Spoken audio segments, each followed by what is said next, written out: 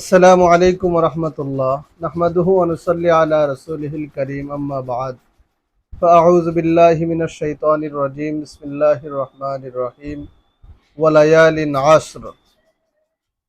বন্ধুরা, আজ কিছুক্ষণের মধ্যে যদি চাঁদ উঠে যায় তাহলে পবিত্র জিলহজ মাস শুরু হবে।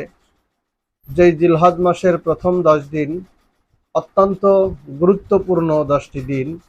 মহান আল্লাহ তাবারক ওয়া তাআলা যেই 10 দিনের শপথ করেছেন, ওয়ালায়ালিন আশর, 10 রাতের শপথ। অত্যন্ত গুরুত্বপূর্ণ এই 10 রাতের কিছু আমল নিয়ে আজকে কথা বলবো। তো জিলহজের প্রথম দশকের একটি গুরুত্বপূর্ণ আমল নখ ও চুল না কাটা।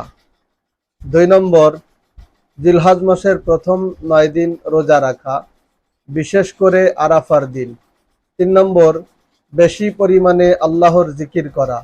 4 নম্বর, বেশি পরিমাণে তাকবীর পাঠ করা। 5 নম্বর, যথাসম্ভব সাদাকাহ করা। 6 নম্বর, অবিরত দোয়া করতে থাকা।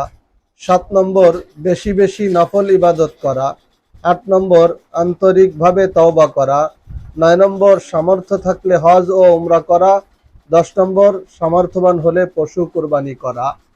এই 10টি আমল এই 10 দিনের জন্য অত্যন্ত গুরুত্বপূর্ণ এবং ফজিলতপূর্ণ। আল্লাহ তাআলা আমাদের সকলকে এই আমলগুলি করার তৌফিক দান করুক, আমিন। আসসালামু আলাইকুম ওয়া রাহমাতুল্লাহি ওয়া বারাকাতুহু।